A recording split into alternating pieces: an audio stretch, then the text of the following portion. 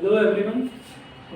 इस बीआरएस के तीसरे पार्ट में हम लोग शुरू करने जा रहे हैं बैलेंस एज पर कैश बुक या बैलेंस एज पर पासबुक ओवरड्राफ्ट को लेकर। जो इसका मैं समझता हूँ सबसे एक टफ पार्ट लगता है बच्चों को, जिसको समझने में शायद सबसे ज़्यादा दिक्कत आती है। तो इसको समझने के लिए पहले हम देख लेते हैं कि क्रेडिट वाला या बैंक ओवरड्राफ्ट वाले बैंक ओवरड्राफ्ट होता क्या है। बैंक ओवरड्राफ्ट ये एक फैसिलिटी है जो बैंक आप लोगों को देता है कि आप अपने अकाउंट में जो बैलेंस है उससे ज़्यादा विड्रॉल कर सकते हैं। अगर आपके अकाउंट में 10,000 रुपये हैं तो बैंक से 50,000 रुपये तक निकाल सकते हैं। इसको आप कह सकते हैं लोन अकाउंट, मतलब आप बैंक से पैसा ले रहे हैं। यहाँ पर अगर हम लोन लिख लें तो कुछ गलत नहीं होगा। मान लीजिए बैंक ओवरड्राफ्ट की आपकी मान लीजिए एक लिमिट सेट हुई हुई, आप 1 लाख रुपए तक बैंक से एक्स्ट्रा निकाल सकते हैं। अगर वो 1 लाख रुपया है तो आप कितनी भी पेमेंट, कुछ भी आप पेमेंट कर सकते हैं अपनी 1 लाख रुपए तक। आपके पास पैसे नहीं है, बैंक ने आपको ये ओवरड्राफ्ट फैसिलिटी दी हुई है। आप पेमेंट करते रहो, आपके पास पैसे ना हो पेमेंट करते रहो, पेमेंट करते रहो जब तक वो 1 लाख रुपए तक ना पहुंच जाए। जैसे ही वो बैलेंस 1 लाख रुपए पहुंचा, आपने 1 लाख रुपए की पेमेंट कर दी, तो उसके बाद आप कोई पेमेंट नहीं कर सकते। फिर आपको वो पैसा बैंक में जमा करना पड़ेगा। फिर जब वो लिमिट वापस कम हो जाएगी फिर से आप पेमेंट कर सकते हो। तो इसको बोलते हैं ओवरड्राफ्ट फैसिलिटी।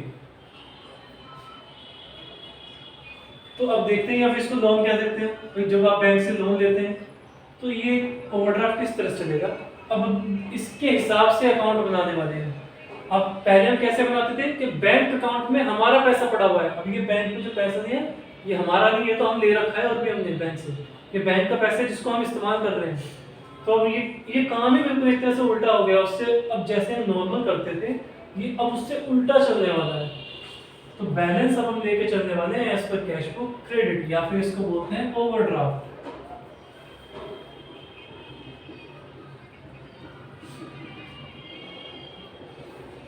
या अगर केवल समझने के उद्देश्य से देखा जाए ना, तो अभी हम पहले वो लिख लेते हैं कि बैलेंस है कितना।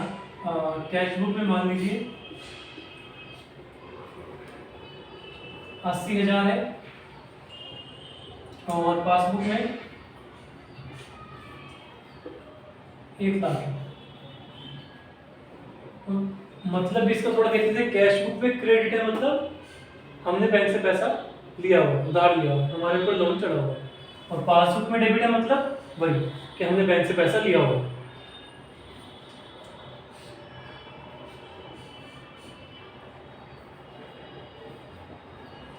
तो ये हमारे बैलेंस हैं, इसको हमें मैच कराना है। क्रेडिट साइड में कैश बुक के हिसाब से लेके चलने वाले हैं। तो बैलेंस हमारा कितना है 80,000 रुपये। 80,000 रुपये का क्रेडिट बैलेंस है हमारी पासबुक में, या फिर हमारी कैश बुक में, या फिर हमारे अकाउंट में 80,000 रुपये का क्रेडिट बैलेंस है। अब वही 6 एंट्रीज, वही 6 ट्रांजेक्शन जिनसे डिफरेंस आता है हमने यहाँ पहले लिखी हुई है। केवल हमको वो देखना है कि इसके अमाउंट से क्या क्या डिफरेंस आ रहा है और उसको हमको करना क्या है। अब जैसे ये ट्रांजेक्शन है, check issued but not presented for payment. हमने किसी क्लाइंट को चेक दिया था और उसने उसको अपने अकाउंट में जमा नहीं किया, या फिर उसने बैंक के पास वो पेमेंट लेने के लिए नहीं गया। हमने चेक दिया तो हमने क्या किया होगा जो ये अच्छा देखो, एक चीज़ है मैं आपको समझाता हूँ कि होगा क्या। जब आप ये पेमेंट करोगे ना, मान लीजिए आज की डेट में आपके ऊपर ये 10,000 रुपये का लोन लिया हुआ है आपने, ठीक है। अब आप इसमें से कोई पेमेंट करते हैं तो क्या होगा, आपने कोई पेमेंट की है। अब सिंपली देखिए, अगर आपके पास 10,000 रुपये हैं, आज आपके पास 10,000 रुपये हैं, आपने 5,000 की पेमेंट की, तो क्या होगा, उस कैश का बैलेंस कितना रह गया आपके पास 5,000 रुपये। 10,000 में से 5 की पेमेंट की, 5 बचे।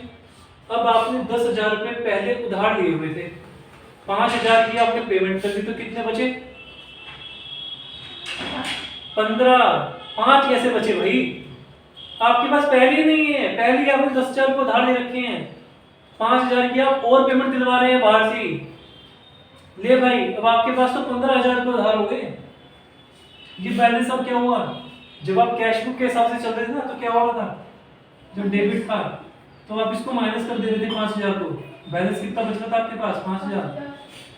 अब आपके पास क्या है, क्रेडिट है, आपने पहले 10,000 को उधार में दिलवा रखे हैं, अपने बैंक से बोला है भाई इसको 10,000 दे दे, पहले आपके बैंक ने आपके ब्याज पे पेमेंट कर रखी है, अब आप 5,000 की और पेमेंट करवा रहे हैं, तो क्रेडिट बैलेंस कितना बढ़ गया हो गया 15,000 का, ये क्रेडिट बैलेंस और बढ़ गया, आपके ऊपर उधार और बढ़ गया, लोन आपका और बढ़ गया। तो आप यहाँ पर देखते हैं, इसी को यहाँ पे अप्लाई करना है कि आपके ऊपर जो आपके हिसाब से जो लोन है कितना बन रहा है 80,000 का, आपने कोई चेक दिया था बट वो पेमेंट लेने के लिए नहीं आया, आपने क्या किया होगा, आप कैश बुक के साथ चलते हैं, आपने क्या किया होगा, आपने इस पेमेंट को उसमें ऐड कर दिया होगा, किया होगा ना, जैसे हमने यहाँ पे किया है, हमारा 10 का बैलेंस था, 5 की हमने पेमेंट करवाई थी तो हमारा बैलेंस बढ़ के 15 हो गया था, अब हमारा बैलेंस यहाँ पर 80 है। बीच में सवाल नहीं पूछना, हमने कोई पेमेंट करी थी, मान लीजिए 10,000 रुपए की पेमेंट की और वो पेमेंट हुई नहीं है, वो बैंक में गया ही नहीं है पैसे लेने के लिए, तो हमारे क्या करेंगे, 10,000 को माइनस कर दो, भाई हमने खामखा ऐड किया हुआ इसको, हमने खामखा अपना लोन बढ़ा लिया, जबकि ये पेमेंट हुई नहीं है, माइनस कर दो 10,000 को। अब नेक्स्ट चीज पर आते हैं बैंक चार्जेस। बैंक ने कोई चार्जेस लगाए हुए हैं जो कि हमने नहीं लगाए हैं, तो देखिए बैंक ने चार्जेस लगाने से क्या हुआ होगा समझना है, केवल हमको केवल समझने की कोशिश करनी है। हमारा पहले ही लोन चल रहा है, बैंक ने चार्जेस लगाए तो हमारा लोन का क्या हो जाएगा, और बढ़ जाएगा। हमारा ये मान लीजिए 80,000 का लोन था, बैंक ने चार्ज कितना लगा दिया 100 रुपए, अब मुझे बैंक को कितने देने हैं 80,100 रुपए, तो क्या होगा, बैंक ने क्या किया हुआ है 100 रुपए को ऐड किया हुआ है और हमने क्या किया है, हमने इसको ऐड नहीं किया है, तो ये 100 रुपए को भी ऐड करो, इसको हमने ऐड नहीं किया, 100 रुपए को ऐड करो, अपने चार्जेस में जोड़ो इसको। अब नेक्स्ट आता है amount directly deposited into bank by the customer. कोई कस्टमर था, कस्टमर ने क्या किया, उस अमाउंट को बैंक में जमा कर दिया, तो उससे क्या होगा, कस्टमर ने कोई अमाउंट हमारे लोन अकाउंट में जमा करी है, तो लोन का क्या होगा, लोन कम हो जाएगा, है ना, लोन कम हो रहा है। हमने क्या किया है, हमने इसको नहीं माइनस करा है, हमारा लोन नहीं कम हो रहा है, क्यों, क्योंकि हमने माइनस नहीं किया है, तो क्या करो, इसको माइनस कर दो। मान लीजिए ये भी 10,000 रुपए की पेमेंट थी, अब इसको 15 की ले लेते, चलिए ये 15,000 की पेमेंट थी, किसी कस्टमर ने बैंक पे डाली, लोन कम हो गया, हमने बैंक में हमने इसको रिकॉर्ड नहीं किया, तो हमारे पास से कम नहीं हुआ था, तो इसको माइनस करो और इसको रिकॉर्ड करो, यानी कि लोन कम हो गया, ठीक है। अब नेक्स्ट पेमेंट आती है, नेक्स्ट ट्रांजैक्शन आती है, cheque send to bank for collection but not credited. हमने बैंक में जमा करने के लिए भेजा है, उससे क्या होगा, हमारा लोन कम हो जाएगा, लेकिन अब यहाँ पर क्या हो रहा है, हमारा लोन कम नहीं हो रहा है, बैंक में पैसा चेक तो हमने दे दिया, लेकिन बैंक ने उसको अभी तक क्रेडिट नहीं किया, बैंक ने अपने पास उसको जमा नहीं किया, हमने लोन को कम कर दिया, बैंक ने कम नहीं किया, तो क्या करेंगे, इसको ऐड करो, केवल ये हमने कम किया हुआ है, बैंक ने कम नहीं किया है, 25,000 रुपए, इसको वापस ऐड करो, लोन को अपने बढ़ाओ, बैंक नहीं कम कर रहा है तुम्हारा लोन। अब नेक्स्ट आता है बैंक इंटरेस्ट।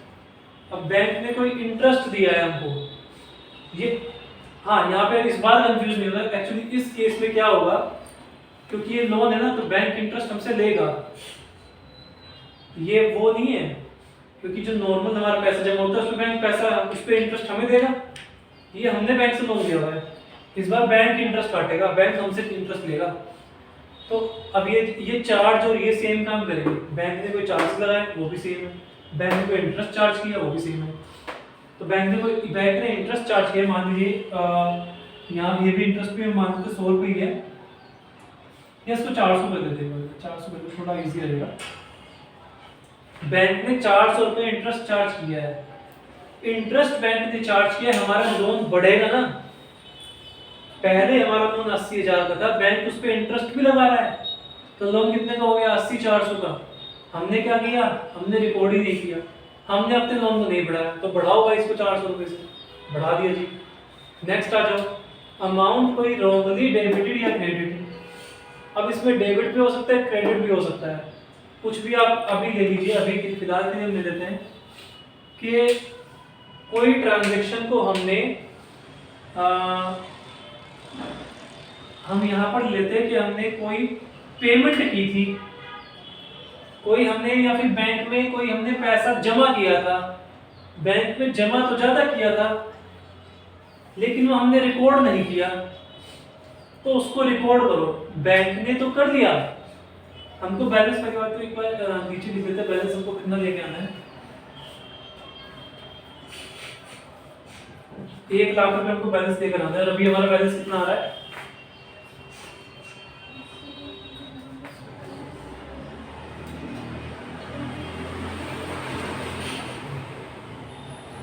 कितना बन रहा है ये 10 से अंदर 25 माइनस हो गए, 25 से इक्वल हो गया और 100 400, तो ये 400 प्लस में आ रहा है, तो हमको 19,600 अभी इंक्रीज करना है। ठीक है, तो पहले यहाँ पे हम 19,600 लिख देते हैं, उसके बाद मैं आपको ट्रांजेक्शन समझा देता हूँ, इसका लॉजिक बता देता हूँ क्या रहेगा। कि देखिए अमाउंट कोई रॉन्ग, इसको किसी ऐड जोड़ेंगे हम, अभी बताता हूँ उसको, ये यहाँ पे ऐड होना है, तो मैं ट्रांजैक्शन आपको बताता हूँ। देखिए ट्रांजैक्शन क्या रहेगी, अमाउंट कोई ऐसी रही होगी, कोई हमने मान लीजिए कोई हमने एक्स्ट्रा पेमेंट कर दी, सॉरी एक्स्ट्रा पेमेंट नहीं की, लोन हमारा बढ़ रहा है इससे, तो हमने क्या किया हुआ है कि हमने एक सेकेंड, तो ये जो हम देख रहे थे अमाउंट जो है रॉन्गली डेबिटेड क्रेडिटेड में 19,600, इसको हम डेबिटेड या क्रेडिटेड, एक हम पहले एग्जांपल देख चुके हैं, एक चीज हम और हो सकती है देख लेते हैं इसको निकाल के कि मिस्ड टू बी रिकॉर्डेड, एक अमाउंट ये जो थी मिस्ड टू बी रिकॉर्डेड, ये आपने कोई आपकी पेमेंट रही होगी, आपने कोई माल मान लीजिए खरीदा है, कोई माल आपने खरीदा था, आपने कोई उसकी पेमेंट करनी थी 19,600 रुपए की, और वो पेमेंट आप रिकॉर्ड करना ही भूल गए। बैंक आपने चेक दिया था, तो बैंक से तो उसने पैसा निकाल लिया, आपने चेक दिया, आपके क्लाइंट ने बैंक से पैसा निकाल लिया, आपके अकाउंट में लोन बढ़ गया, बैंक में आपने देखा बैंक में आज लोन बढ़ गया, लेकिन आपने अपने पास उसको रिकॉर्ड नहीं किया, तो आपके पास वो लोन की अमाउंट नहीं बढ़ी, तो आप उसको रिकॉर्ड करो। अब जब 19,600 रुपए का अमाउंट की जो है आपने पेमेंट की है उसको रिकॉर्ड करेंगे, और आपका लोन भी बढ़ गया, टोटल हमने इसका कर दिया था पहले ही 20,000 से, आपका लोन हमने बढ़ा दिया, ये ट्रांजेक्शन हमको मिल गई किस किस वजह से लोन बढ़ रहा था, और हमारा लोन अमाउंट भी आ गया निकलकर कितना, पासबुक के बराबर 1 लाख रुपए। ऐसे ही बात रहेगी तब जब आप बैलेंस को पासबुक के हिसाब से लेके चलेंगे। अब जब आप पासबुक के हिसाब से लेके चलेंगे, देखिए पहले आप लॉजिक लगाइए ये वाला, जब आप फिर आप पासबुक के हिसाब से लेके चलते हैं ना, तो जब पासबुक ऊपर आ जाएगी तो इसका उल्टा होना है, ये माइनस हो रहा है तो ये ऐड होना है, ये ऐड हो रहा है तो ये माइनस होना है, ये माइनस है तो ये ऐड होना है, तो पासबुक के हिसाब से लेके चलेंगे तो इसका उल्टा चलने वाला है।